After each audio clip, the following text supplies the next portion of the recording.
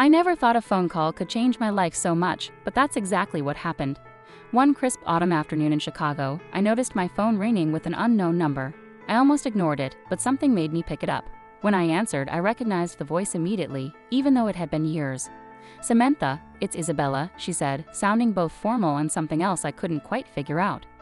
"Isabella," I replied, trying to keep calm. "What's going on?" Isabella, my sister who I hadn't spoken to in years, was calling to tell me our grandmother had died. The news itself was shocking, but the way she said it made me feel like there was more to it. "I just wanted to let you know," she said with a hint of mockery. "I'm sure you're busy with your modest life." I could almost hear her smirking through the phone. Her words hurt, but I tried not to show it. "Thank you for telling me. I'll make plans to come."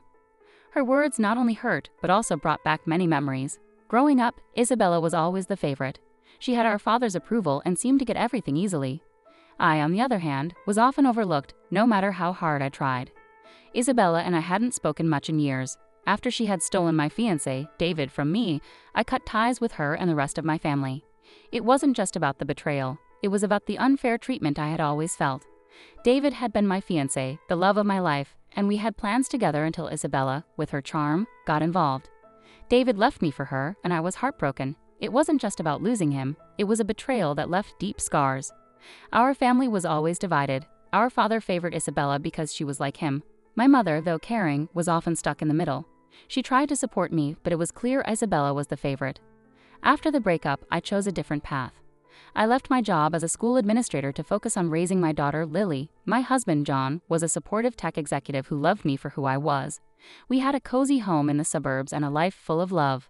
Lily, our 6-year-old daughter, loved drawing and even had a popular YouTube channel where she shared her artwork.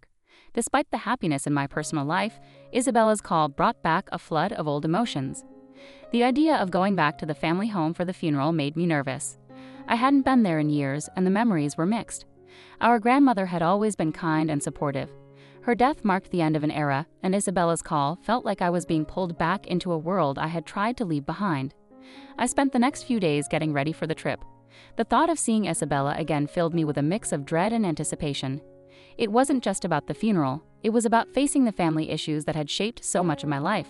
I couldn't shake the feeling that Isabella's call had more to it than just the news of our grandmother's death. On the day of the funeral, I stood in front of the old family home. It looked exactly the same, yet different.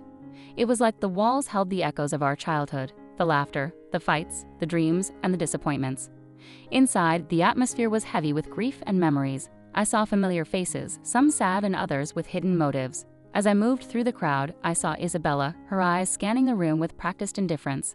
She was surrounded by people who seemed to hang on her every word, her charm still strong. I watched her with unease. Despite the years and distance, it felt like we were still in the same old struggle. Isabella's presence was a stark reminder of the family dynamics that had always been part of my life. During the ceremony, as the eulogies were being delivered, Isabella managed to corner me. "Samantha," she said with a smile that didn't reach her eyes, "it's been a while." I forced a smile and replied, "Yes, it has. How have you been?" "Oh, you know," she replied, her voice dripping with fake sweetness. "Life has been interesting." I could sense the undertone in her words, the same old rivalry that had never really gone away. Looking at her, I realized this reunion wasn't just about mourning our grandmother. It was about facing the past, the betrayals, and the choices that shaped our lives. Little did I know this encounter would lead to revelations that would challenge everything I thought I knew about my sister and our family. The days leading up to the funeral were tense and filled with unresolved emotions. I tried to focus on my family, John, Lily, and our daily routines, but I couldn't ignore the upcoming reunion with Isabella and the family I had distanced myself from. The familiar, painful echoes of the past were all too real. On the day of the funeral, the air was thick with grief and unresolved emotions. The family home was filled with relatives and friends, all paying their respects. The house, with its worn charm, seemed to watch over us like an old friend holding secrets. The walls felt heavy with the weight of past arguments, laughter, and hidden truths. As I entered the living room, I felt Isabella's eyes on me, her presence as imposing as ever. Her polished exterior masked the deep-seated rivalry that had always existed between us. She soon approached me again, her smile more genuine but still carrying an edge. "I've been meaning to catch up," Isabella said, her voice curious. "It's been a while since we've had a chance to talk."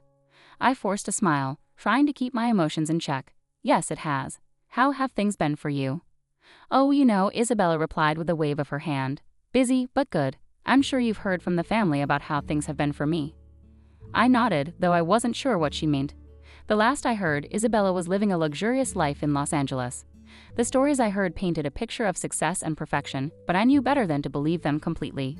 During the wake, Isabella flaunted her perceived success. She talked about her life in Los Angeles, her upscale lifestyle, and her supposed achievements. It was as though she was trying to outshine everyone to prove her life was better than mine. I watched her with a mix of curiosity and irritation. I knew beneath her confident facade was a tangled web of lies and manipulations. It was hard to ignore her mentions of David Parker, my former fiancé and now her ex-husband. Her casual references to him, her attempts to show she was unaffected by their failed marriage, felt like salt in an old wound. David had once been the center of my world. We had planned a future together until Isabella, with her charm, had stolen him away. The betrayal left me heartbroken and disillusioned. Seeing Isabella flaunt her life so casually was a painful reminder of the hurt I had tried to move past. I decided to confront Isabella about the past, hoping to find some closure. As the crowd began to thin out, I pulled her aside into a quiet corner of the house. "Isabella, can we talk?" I asked, trying to keep calm. She looked at me, narrowing her eyes a bit. "Of course. What's on your mind?" "I need to know why," I said, trying not to let my voice shake. "Why did you take David from me? What made you think you could do that?" Isabella's expression changed from fake cheerfulness to something colder and more calculating. "Samantha, it's not about taking anything. David and I had our own connection. You just didn't see it. You manipulated him," I said, my voice rising with emotion. "You knew how much I loved him." She shrugged like it didn't matter.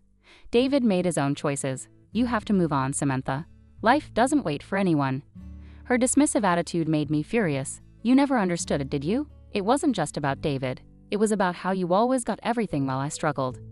Isabella's face hardened. "Don't blame me for your problems. We all have our battles. Maybe if you had been more assertive, things would have been different."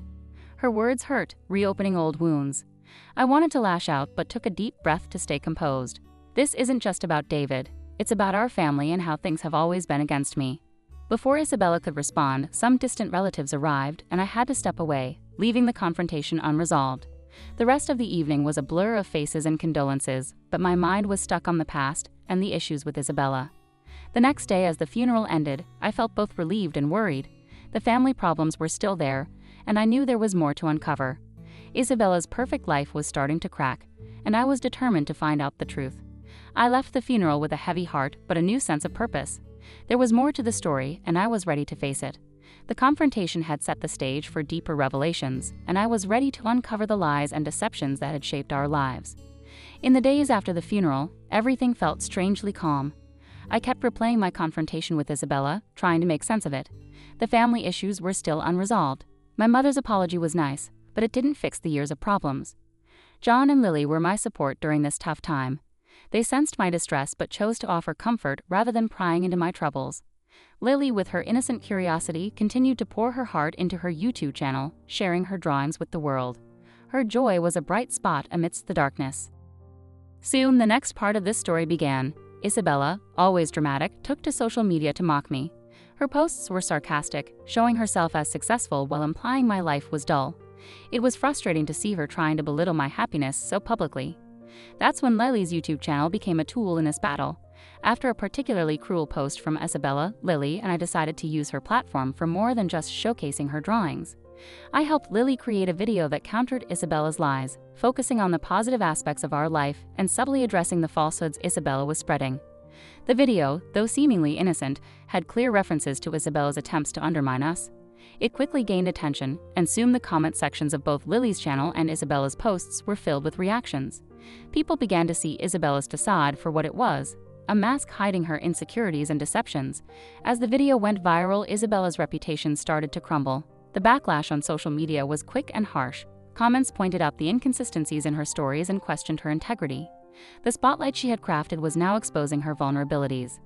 Meanwhile, Isabella's personal life began to fall apart too. David, struggling with the public fallout from our confrontation and the negative attention on his and Isabella's failed marriage, made a significant mistake at work. This led to his dismissal from his job as a software engineer. The pressure was too much for him, and he fell into a deep spiral of self-doubt. Unable to cope with the financial and emotional strain, Isabella made a drastic decision. She filed for divorce, cutting the last ties with David. Their son James, caught in this turmoil, was placed into a care facility because of Isabella's unstable situation, a stark contrast to the privileged life she once flaunted. The family dynamics were changing fast. My mother, who had always favored Isabella, approached me with a heartfelt apology for the past. She admitted that her favoritism towards Isabella was a mistake and acknowledged the hurt it caused. "I'm sorry for everything, Samantha," she said, her eyes filled with regret. "We should have treated you better. I see now how much pain we caused." I appreciated her words, but the scars of the past were not easily healed. I chose to keep a distant but cordial relationship with her, focusing on what truly mattered: my family's happiness and well-being. Amid these revelations, John and I decided to take a break from the chaos. We planned a joyful outing to an amusement park, a chance for Lily to enjoy herself and for us to reconnect as a family. It was a reminder of the simple joys and the love we shared. The trip was everything we needed, a day filled with laughter and bonding. It reinforced the strength of our family and highlighted the content life we had built together. It was a much-needed break from the drama and reminded me of the importance of moving forward with love and support. As we enjoyed the day, I realized that while the past had its shadows, the future held the promise of light. With Isabella's downfall and the family's apologies, I felt a sense of closure. The journey was far from over, but for now I could focus on cherishing the present and looking forward to a brighter future. The weeks after our trip to the amusement park brought a profound sense of calm. My life, once shaken by family discord, was finding its balance again. As I looked around at my little family, I realized how much we had grown through all the trials. Isabella's downfall was a hard lesson, but it was a reminder of the destructive power of envy and manipulation. Her failed attempts to belittle my life had only served to bring her own downfall into the spotlight. The divorce, the loss of her son to a care facility, and her diminishing reputation were harsh consequences of her choices. David, once a part of my life and now a figure of past regrets, faced his own challenges.